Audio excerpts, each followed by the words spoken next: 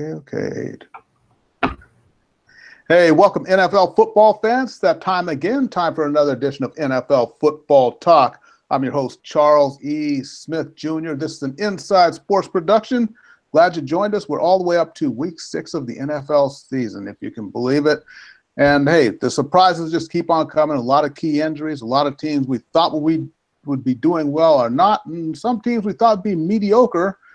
They pretty much are proving us wrong, at least to this point. 2 undefeated teams left, the Rams and the Kansas City Chiefs. We'll find out if they are for real or not. So let's go ahead and get into it. But as you know, I do not work alone. I do only enlist the help of the very, very best. So here he is, the man many of you already follow on Twitter at Chris L. Sports. And if not, you should be.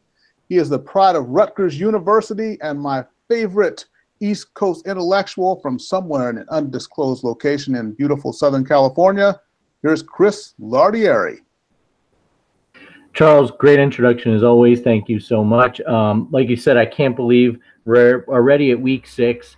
And in line with that, NFL teams still haven't figured out how they can find kickers that can make kicks in this league in case situations. But in a related note, I'm going to start getting my son kicking lessons here soon, I think.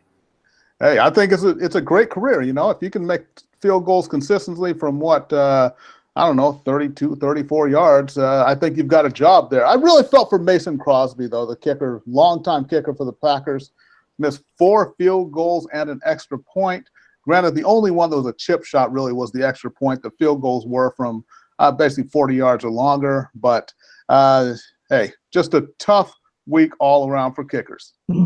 Agreed, and definitely Mason Crosby, not a guy who's been known to, for lack of a better term, choke like that, but really felt bad for him, especially indoors. It's really kind of a head scratcher when a guy of his caliber can't make kicks in the friendly confines of a 72 degrees with no weather being a factor, right?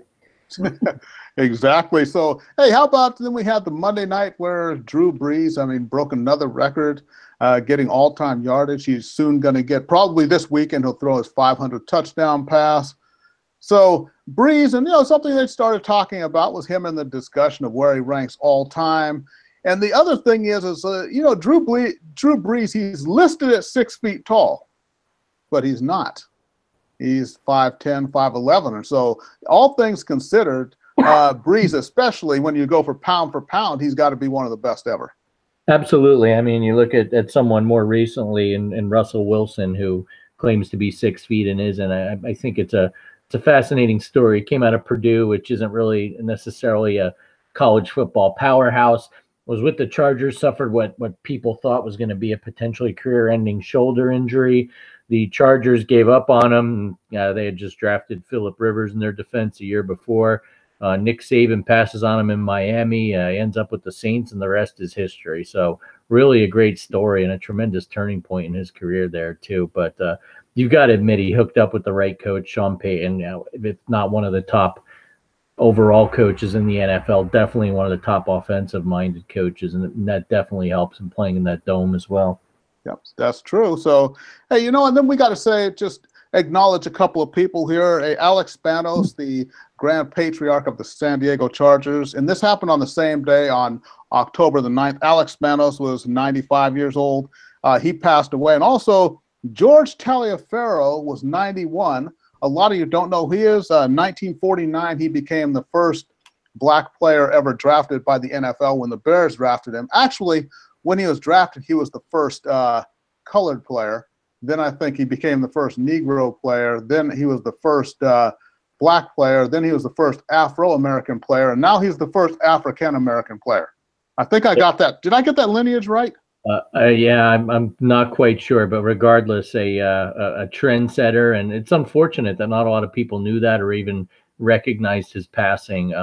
With regard to Spanos, I think, look, it's not going to be his legacy, but his family's a team that was entrenched in San Diego for many years left. But right. There was, we're old enough to remember, Charles, us old timers, how the Chargers were owned by a guy named Gene Klein, and the organization was in disarray for many years after the Air Coryell heydays, and then the Spanoses came along, and to their credit, with Bobby Ross as coach. They made a run at Super Bowl, even they got annihilated.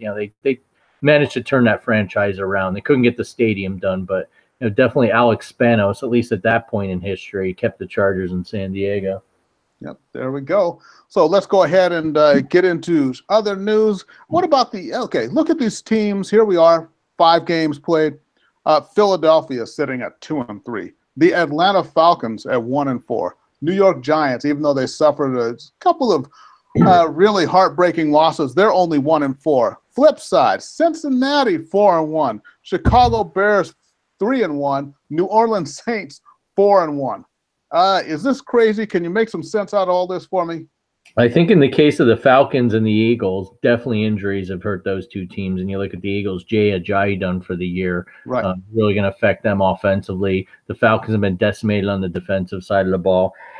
The Giants, as a fan for many years, I am surprised in the sense that I thought this would be a year they'd be better. They wouldn't be as moribund as they were last year with a new coach and supposedly OBJ healthy. But once again, similar issues. Eli throwing interceptions, the defense not being able to get stops when they need to. So not entirely surprised. On the flip side, you look at the Steelers' struggles, and the Bengals haven't missed a beat. Right. And really have played well. Andy Dalton and AJ Green seem to be revitalized. Joe Mixon looks like he's going to pan out and not have sophomore jinx. But once again, a Marvin Lewis coach team. It's great what you're doing here in the early fall, but let's see what happens should they make the playoffs when January rolls around. We know all about their track record there.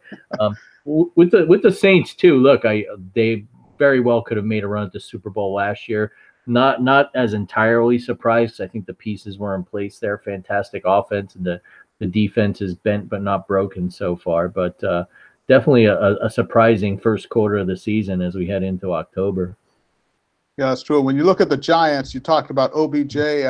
He's healthy of body, but I'm not sure if he's quite healthy of mind. That really seems to be his issue. Absolutely. I mean, the guy really has not met a social media platform or interview, apparently, that he doesn't like. And really, there's no need for it. If he's that disenchanted with Pat Shurmur's play calling or Eli's play or erosion of play or whatever the case is, keep it to yourself. Keep it in the locker room. And to his credit, I think Pat Shurmur handled it well and said he addressed it with the team and he wasn't going to bring it to the media, which ironically was a tongue-in-cheek shot at OBJ. But really at this point, I think he needs to keep his mouth shut. He's one of the top players in the NFL, especially on the offensive side of the ball. When you look at receivers, I mean, he's a type of guy who could take a 7-yard pass and take it to the house at any time. But that said, you getting a huge deal, and the Mara and Tisch families putting faith in you, giving you that guaranteed money, what they'd never given to another player before, and then turning around and saying you don't like the cold weather in New York and you'd rather be in LA. Well, I got news for you, OBJ. I really don't think the LA Rams need you right now. They got a trio of phenomenal receivers, and I don't think they need the headache. Yeah, that's true. And you know what? Every now and then the football gods really give us a treat. So we're looking at the Rams, who are now 5-0. In week 9, they will face New Orleans, and week 11 should be a showdown. And I'll tell everybody right now, I don't care what the over-under is, you play the over, and that is in week 11, they're going to play Kansas City, and that will be a barn burner. Absolutely. And it's going to be in the higher altitude of Mexico City. So does that lead to more home runs, touchdowns? I don't remember. I'm not very good at with my weather or barometric pressure, whatever the case is. Yeah, that's true. And then Kansas City, the other 5-0 team, they've got the New England Patriots coming up, and then they're going to face Cincinnati in week 7. So Pat Mahomes looks like the real deal. I know you remember watching his dad pitch for the Mets way back in the day. But, yeah, Chiefs are looking good. And as we said last time, the only guy who can possibly stop them, I think, is Andy Reid. Absolutely. And yeah, it's Groundhog Day all over again with Andy. Especially now heading into New England. We know he tends to play Belichick well. But again, talk to me in January and February. But I will say it's nice to see, because they really rolled the dice with Mahomes, traded up, let Alex Smith go, and the kid clearly grasped the offense and is flourishing under Andy Reid. Regardless what you think of him, the guy's a phenomenal teacher of quarterbacks. Yes, yeah. There have been a lot of good coaches who, unfortunately, when the chips are down, They just don't seem to deliver. Andy Reid is one. Bill Cowher is another. I know he's got a Super Bowl ring, but seriously, he should have had 2 or 3 when he was in Pittsburgh. And of course, you got Marty Schottenheimer, the king of conservatism. Every time he got the ball to the 25-yard line, it was 3 runs into the line and kick a field goal. So there's the one thing, which is knowing the game and being a great football mind. And the other thing is knowing when to go for it, when to go for a kill shot, and playing great situational football. And that's what separates very good coaches from great coaches. Absolutely. And you saw it with Belichick in the Super Bowl against Pete Carroll, where everyone thought he was going to take a timeout. Wilson throws the interception. Belichick looks like a genius once again. It's those areas where, and we saw it again Sunday with Sean McVay going for it on 4th and 1 against Seattle. You got to know when to be gutsy. You also have to know when to make the right call. Yep. Absolutely. So let's go ahead and get into it. As you know, we got different segments here. Next one is coming up is the pick segment. Then after that, we got our Gambler's Delight special. And after that, some expert fantasy football advice from Mr. Lardieri right here on NFL Football Talk. This is an Inside Sports production. Chris, before we get into the pick segment, you have some words of wisdom to share with the fans out there? Sure. I just hit on it with Sean McVay. I mean, really, when you look at that game, and the Seahawks, to their credit, hung tough and really gave them a game. They're down to 4th and 1. They're in their own territory near midfield, and they've got one of the, if not the best punter in the NFL, and Johnny Hacker. McVay decides to go for it after Carroll calls a timeout. And when you think about it, it was really probably half a foot, but Jared Goff sneaks it. The Seahawks are out of timeouts. The clock runs out. The Rams win. McVay looks like the boy wonder that he is. On the flip side, I'm watching the Sunday night game. Jason Garrett's got his Cowboys 4th and 1 in Texans territory, somewhere within the 45 or so, I'd say, and decides to not go for it, even though he's got an excellent offensive line. They've been having success moving the ball. He's got a top running back in Ezekiel Elliott. He punts it. The Cowboys never get the ball back. Texans kick a field goal, game over. So, we beat this into the ground over and over, but it's those decisions, and frankly, it's a good coach versus a bad coach, and we saw the dichotomy of that late Sunday and Sunday evening. Yeah, it's true, and like we've touched on here, at some point, Jason Garrett has got to be held accountable for what he did during the Tony Romo era, and now what he's doing during the Dak and Zeke era. But he always seems to somehow just skirt the accountability factor. Oh well, Sean Lee is injured. Des Bryant was being a problem. Oh, this, oh, that, Zeke is young. Well, Dak is young. Well, you need time for this. You need time for that. Jason Garrett has to be the luckiest mediocre coach in the league. He really is. And given the way Jerry Jones loves intervening and coaching from the owner's box, I'm amazed he's put up with it for this long, because he wouldn't have put up with it with Dave Campo, Wade Phillips, you name the guy from the 90s and 2000s. I mean, heck, Barry Switzer won him a Super Bowl. He didn't even tolerate it that long. So I don't know if he's got some sort of sentimental love for Jason Garrett when he quarterbacked when Troy Aikman was hurt back in the day for the Cowboys. But really, I think at this point, he's got to be at the top of the coaching hot seat, especially now that Hugh Jackson's won 2 games in Cleveland.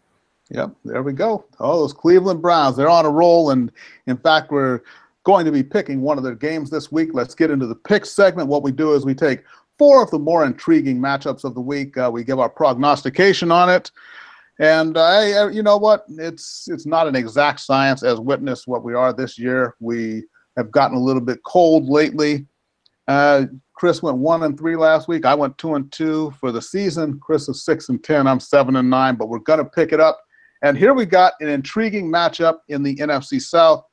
The Tampa Bay Buccaneers, fresh out of Fitzmagic, they have named Jameis Winston the starter. They're going to be in Atlanta to take on the Falcons.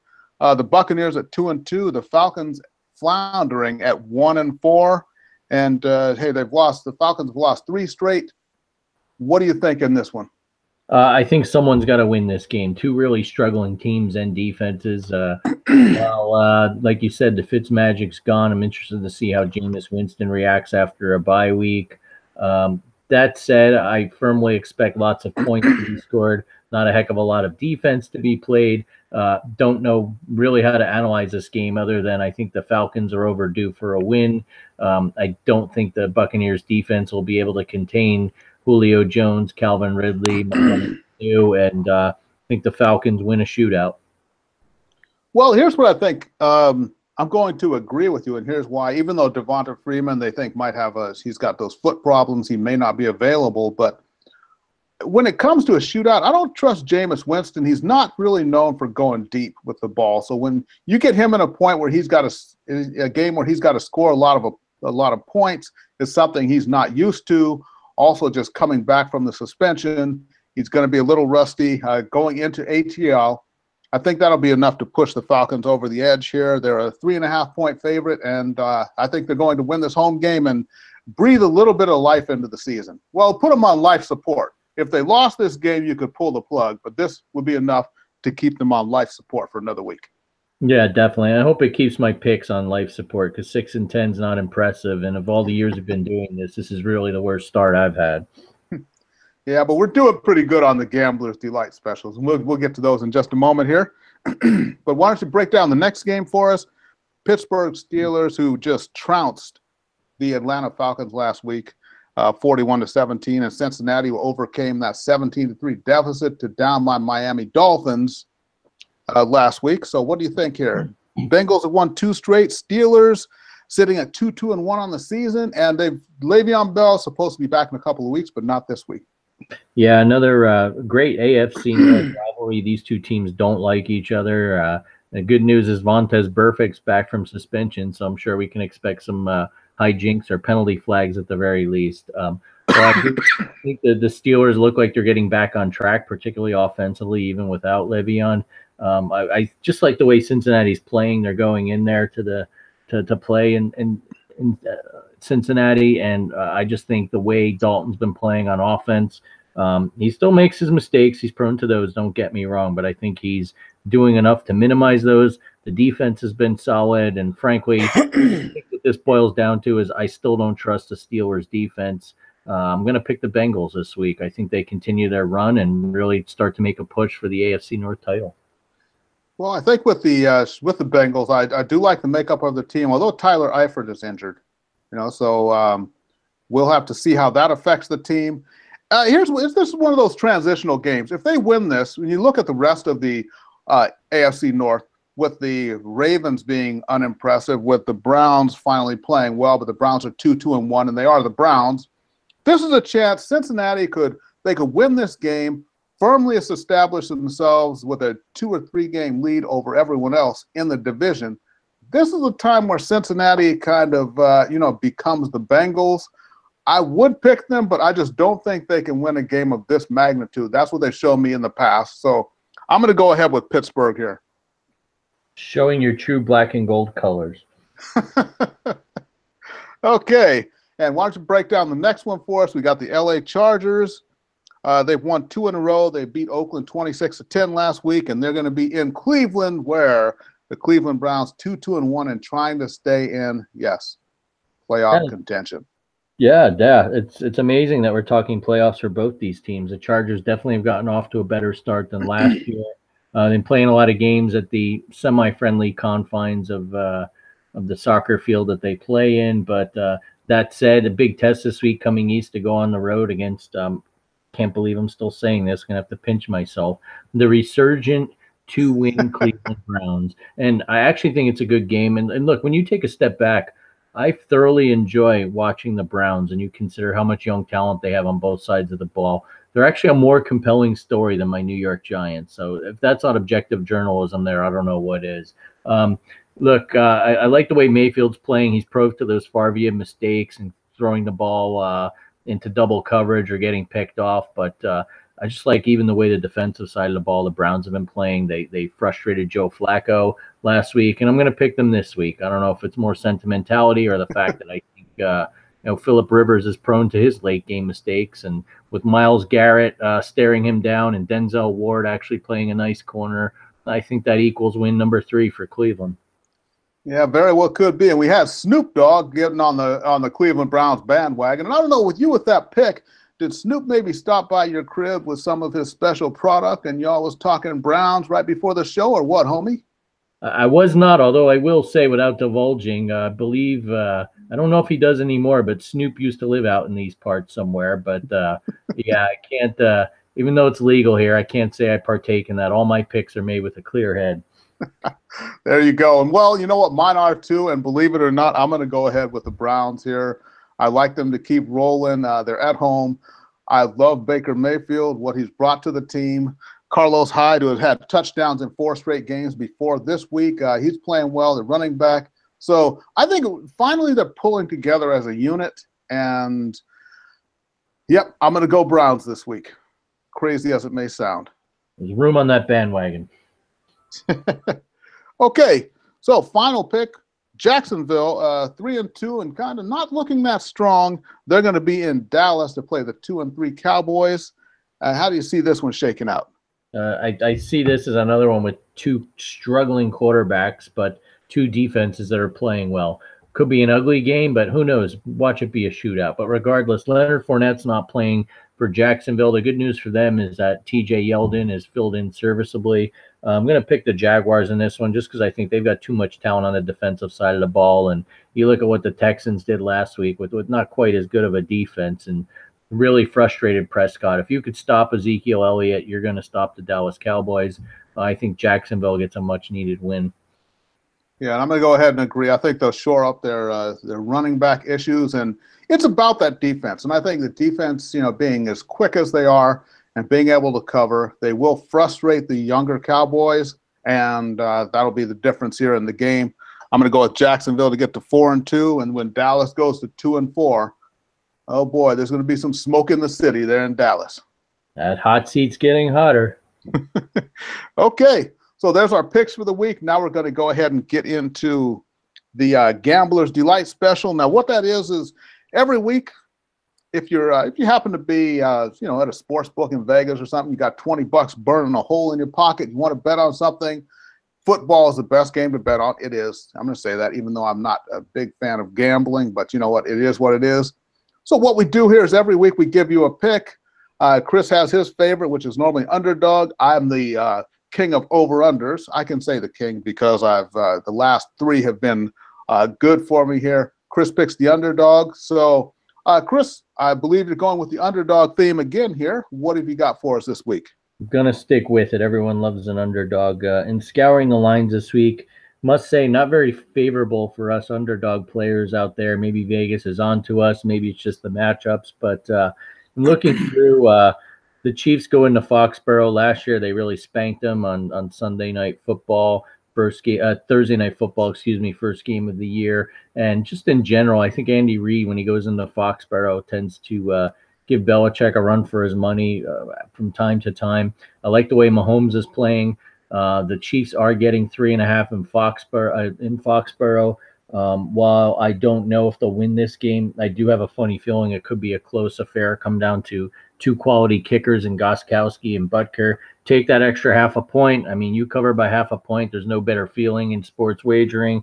I'm going to go with the Chiefs there, although I wouldn't be surprised if the dreaded backdoor cover comes late in the game and Tom Brady sticks a cheap touchdown in the end zone, or Sonny Michel runs one in like he did last week. But in a kind of a week, spell those 2 different ways. For underdogs, I'll take the Chiefs. And kind of an asterisk to this, the Giants play on Thursday night against the Eagles.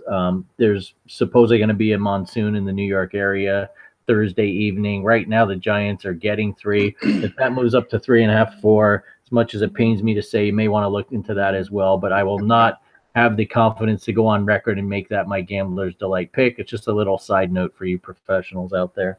There you go. And this is all for entertainment purposes only, of course. Correct. Okay.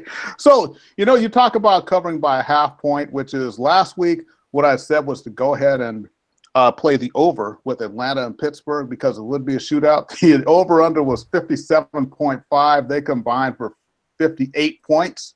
So covered by half a point, and it is a beautiful thing. So this week, I was down to a couple of games here. One, Tampa Bay and Atlanta at 57.5. I'm tempted to say go the under there because, like I said, I don't like Jameis Winston airing it out. So I think Tampa will play a little bit more conservative, but I'm not going to go with that game. What I'm going to go with, though, is Seattle and Oakland. You got the over-under at 48.5. Now, if we look at Oakland and what they've done, that 45 points they put up against Cleveland was an anomaly. Other than that, they've scored 62 points in 4 games. So they don't score a lot of points. You look at Seattle. Seattle does enough to win. Yeah, they can put up 31 on the Rams because they got to march up and down the field. They do what they have to. I don't see the Raiders scoring more than 10, maybe 14 points here. So Seattle, I think they're going to score 21, maybe 28. 28-14. That sounds like a good score there for Seattle and the Raiders. That still brings you in comfortably under that 48.5. So Seattle and Oakland, play the under 48.5, and you can thank me next week. I like that as a jet lag play. 2 West Coast teams headed all the way to London in the NFL's infinite wisdom. Yep, there you go. So play the under. You can make yourself something there and take KC in 3.5 there against the Patriots, and hopefully you can thank us next week. And we've gotten 5 of the last 6 right here, so we do know what we're talking about. It's hard to pick all the games, but when you're talking about one game to just put $20 on, hey, you know what? Sometimes you'll be able to come through on that. So let's go ahead and get into some fantasy football advice now. This is not my area of expertise, but fortunately, I do have an expert on board. Mr. Lardieri, many years of experience with fantasy football. The stage is yours, sir. Why, thank you. And yeah, much like the NFL, fantasy football is kind of an odd year. And besides the fact that kickers are frustrating, one of the common themes is that not a lot of depth at tight end this year. And if you're like me, and I had Jack Doyle at one point, and he's been hurt with God knows what, so I've had to kind of stream tight ends from week to week. There are 2 out there potentially on waivers if you're in a desperate need. One of whom I got, Cameron Brate from the Buccaneers, just off his bye week. The thing with him is Jameis Winston loves throwing to him. The stats are there. He had a lot of touchdowns last year when those 2 hooked up. And even with O.J. Howard out, I think that makes for more opportunities for Brate. Another player coming off injury is Evan Engram. Make sure to check the injury report. He practiced this week. He's been out for the Giants, but if he comes back, that's another weapon for Eli to throw to. And then if you're really lucky and someone released Greg Olsen of the Panthers, who's due to come back from injury as well, go snag him up and stash him away because he's a top tight end and they're hard to come by these days. Couple guys, Georgia rookie running back, Sonny Michel and Nick Chubb. I've been fortunate to get both of them. It looks like Belichick trusts Michel. He had a nice game Thursday night against Indy, including a late touchdown. If he's out there, by all means, grab him, and people in your league are asleep at the wheel. With Nick Chubb, I plead to Hugh Jackson, give him some more carries. This guy's explosive. He had 2 touchdowns on 3 carries in Oakland a couple weeks ago. Bigger picture, Carlos Hyde, not that I wish injury on anyone, but the guy's injury prone. If he goes down, Chubb's going to step in and get his chance, mark my words. And then with the Rams, Brandon Cooks and Cooper Kupp, 2 of their really good wide receivers, both got concussed in Seattle. And second-year receiver out of Texas A&M, the little-known Josh Reynolds, came and got a number of targets from Jared Goff. If either of those guys can't go and you're in need of a wide receiver this week because of bye weeks, by all means get him. It looks like if you can run a pattern and catch the ball in Sean McVay's offense, you're going to do well, and I think Reynolds could benefit. And then finally, just kind of what you hit on with your Gambler's Delight pick. If you got Buccaneers or Falcons offensive players, I'd play them this week. Neither of these teams have defense, and I think both quarterbacks will light it up. So I'm going to go out on a limb. I know you like the under, but at least for fantasy football purposes, we're going to see touchdowns in Atlanta. Yep, there we go. Okay, everybody. So remember, the show is NFL Football Talk. I'm Charles E. Smith Jr. My partner is Chris Lardieri. You can follow me on Twitter at The Inside Sports. Follow Chris on Twitter at Chris L Sports.